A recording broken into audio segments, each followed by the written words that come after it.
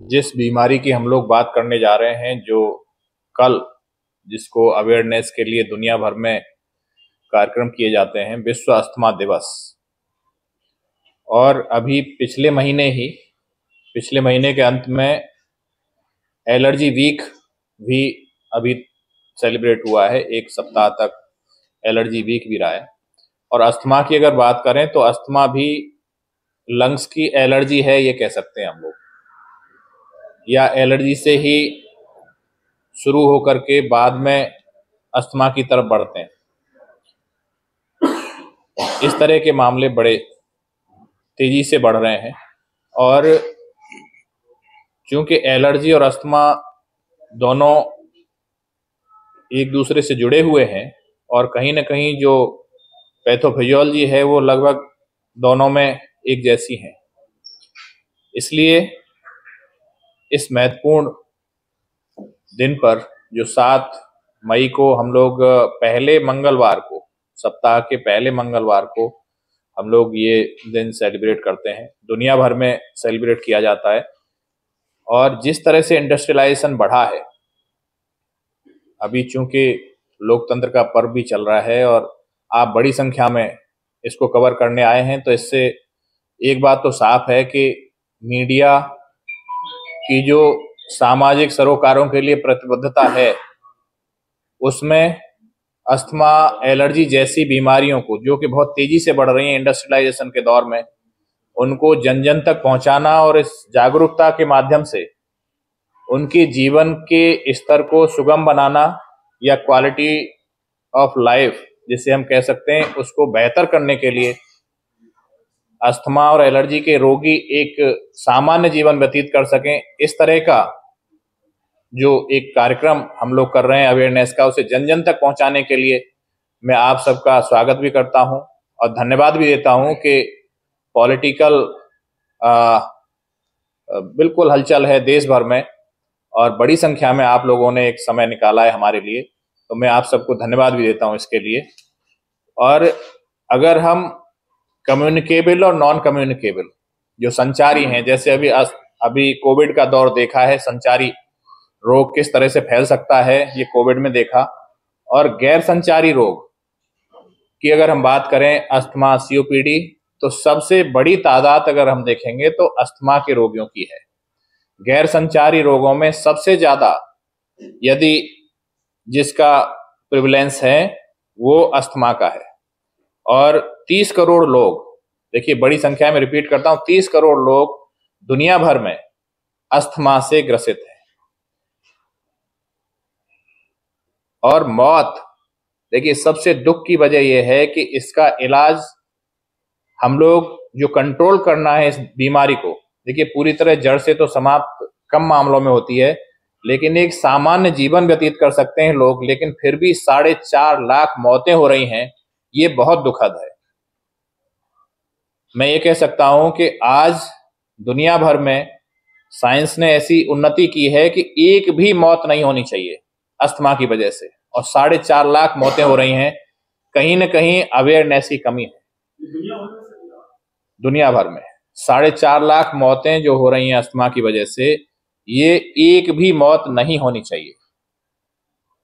ये अगर कार्यक्रम किया जा रहा है तो शायद इस दिशा में ही हम लोग एक प्रयास कर रहे हैं कि एक भी मौत अस्थमा की वजह से नहीं होगी, यदि हम सही तरीके से अवेयरनेस को पहुंचा दें, सही समय पे निदान हो जाए और सही इलाज लोग कर लें, और एक लगातार जितना डॉक्टर्स की जो एक्सपर्ट की सलाह है उसके हिसाब से इलाज कर लें। तो ये एक महत्वपूर्ण विषय इसलिए भी हो जाता है, आप सबका पार्टिसिपेशन इसलिए भी हमें ज्यादा आवश्यक होगा।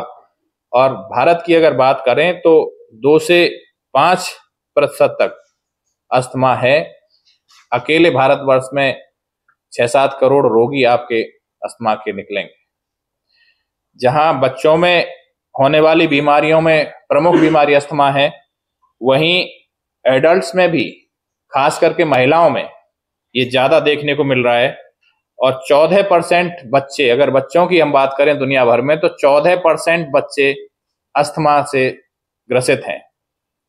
और अगर हम इसकी अनुमान लगाएं कि कितना नुकसान हो रहा है अस्थमा से दुनिया भर में, तो 6800 करोड़ रुपए का नुकसान अस्थमा की वजह से, चाहे स्कूल नहीं जा रहे हों लोग, चाहे काम पे नहीं जा रहे हों लोग, जो डेलीज हैं जहां कंप्रोमाइज एक लाइफ स्टाइल होने की वजह से, क्वालिटी कंप्रोमाइज होने की वजह से, चाहे काम में सो रहा हो, बच्चों का स्कूल में सो रहा हो, या फिर इस बीमारी के निदान में और ट्रीटमेंट में खर्चा हो रहा हो, क्यूमुलेटिव अगर हम बात करें तो जो बर्डन है 68,000 करोड़ का है। एक बड़ी संख्या है। 68,000 करोड़ रुपए का नुकसान 2021 में सिर्फ अस्थमा की वजह से हुआ है, एक साल में। और जो हमारी रिपोर्ट है, जो ग्लोबल रिपोर्ट है, उसमें 2018 की अगर हम बात करें, मैंने आंकड़े दिए हैं आपको, रिलीज भी मिलेगी, इसमें 6% से ज्यादा भारतीय हैं, माने 7.5 करोड़ लोग जो हम लोग बात कर रहे थे अस्थमा से ग्रसित हैं। और जो मौत है इनमें से लगभग 10% की हो रही है। सबसे दुखद पहलू यही है कि मौत एक भी नहीं होनी चाहिए इन रोगियों की, उनमें से लगभग 10% मौतें हो रही हैं। और यदि हम बात करें अस्थमा के इलाज की, तो केवल 5% लोग ही हैं जो सही से इलाज करा पा रहे हैं। अब आप देखिए कितनी मुश्किल स्थिति है कि 5% लोग ही सही इलाज करा पा रहे हैं, या उनके एडहेरेंस से वो लगातार डॉक्टर के जो प्रेस्क्रिप्शन है एक्सपर्ट के उस हिसाब से इलाज कर रहे हैं, और 95% लोग गलत इलाज कर रहे हैं। इसलिए अवेयरनेस की बहुत जरूरत है, इसलिए आपके पार्टिसिपेशन की बहुत ज्यादा हम लोगों को आवश्यकता है। और अगर हम एलर्जी की बात करें तो विश्व का जो एलर्जी संगठन है उसकी अगर बात करें तो 30 से 40% लोग दुनिया भर में एलर्जी से ग्रसित हैं। बड़ा आंकड़ा है, 30 से 40%। आप मान लीजिए कि लगभग 1/3 से ज्यादा लोग दुनिया भर में कभी न कभी एलर्जी से ग्रसित रहे हैं। मुझे लगता है कि यहाँ जितने लोग बैठे हैं, आप सब भी, आपके परिवार में किसी न किसी को एलर्जी की समस्या जरूर होगी। इसलिए जो अभी डॉक्टर साहब बताएंगे, एलर्जिक राइनाइटिस, जो जुकाम सर्दी सबको हो रहा है, वो क्यों हो रहा है, उसके लिए ईएनटी के लिए हमारे प्रोफेसर सुनील कुमार जी हमारे बीच में हैं। और यदि हम स्किन की एलर्जी की बात करें, स्किन एलर्जी पे डॉक्टर पारुल वर्मा जी हमारे बीच में हैं। और जो फूड एलर्जीज हैं उसको लेकर के डॉक्टर सुमित रुंगटा जी हमारे बीच में हैं, जो कि आपको एक्सपर्ट सलाह भी देंगे। और फूड एलर्जी से भी 6 से 8% बच्चे और 2 से 4% वयस्क एडल्ट्स ये ग्रसित हैं। तो बड़ी समस्या है, हम लोग उस तक नहीं पहुंच पा रहे हैं और कहीं ना कहीं गलत इलाज कर रहे हैं, या अपने आप इलाज कर रहे हैं, या फिर उसकी पहचान सही से समय पर नहीं हो पा रही है, और या फिर जितना इलाज बताया जा रहा है उतना नहीं कर रहे हैं, उसको बीच में छोड़ रहे हैं। तो कहीं ना कहीं इन सब बातों से ये समस्याएं बढ़ रही हैं लगातार। और इस वर्ष का जो थीम है, देखिए बहुत महत्वपूर्ण है, ये भी आपके ही लिए है कि अस्थमा एजुकेशन एम्पावर्स। आप देख सकते हैं कि अस्थमा की जो एजुकेशन है यही उस रोगी को एम्पावर करेगी कि वो सही इलाज की तरफ बढ़ सके, एडहेरेंस और कॉम्प्लायंस की तरफ बढ़ सके, समय पे उसका निदान हो जाए और सही इलाज हो जाए। एक बहुत बड़ा गैप मैं कह सकता हूं कि लगभग 90-95% लोग गलत इलाज कर रहे हैं या फिर इलाज ही नहीं कर रहे हैं। तो एक बड़ी समस्या से मैं यही अनुरोध करूंगा कि जनता के बीच में हमारे वो लोग जो 95% लोग हैं सामान्य जीवन जी सकते हैं, एक भी मौत नहीं होगी यदि हम लोग सही समय पे सही इलाज करेंगे।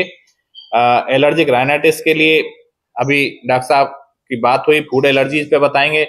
और अगर एलर्जी की दवाइयों पे खर्चे की अगर हम बात करें, एंटी एलर्जिक, तो 4,000 करोड़ का खर्चा सिर्फ दवाइयों पे हो रहा है, एलर्जी की दवाई पे पर ईयर। और जो आंखों की एलर्जी है देखिए अभी ऑप्थेल्मिक से हालांकि कोई अभी नहीं हमारे बीच में है, उससे भी बड़ी संख्या में लोग ग्रसित हैं और अस्थमा से भी हैं। दे दिए, आप रखवा दीजिए, आईडी रखवा दीजिए।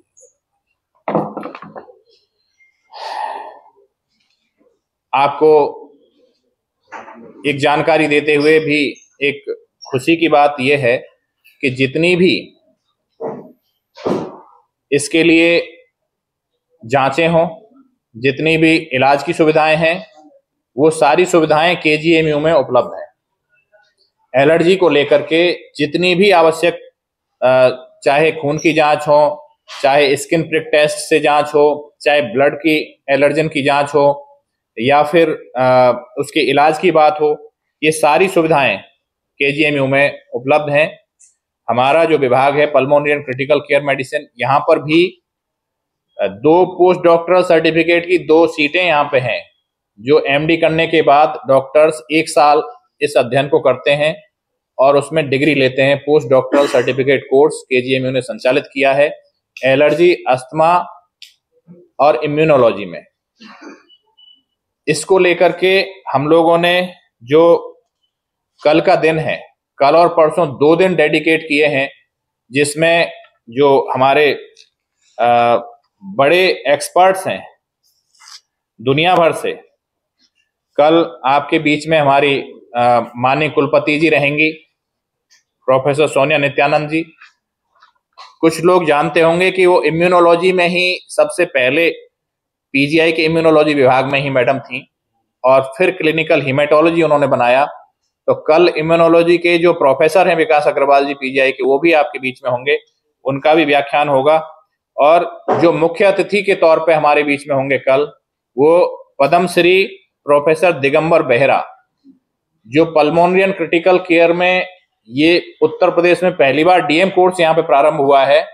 तो सबसे पहला देश में अगर प्रारंभ किया था तो ये डी बेहरा साहब ने ही किया था।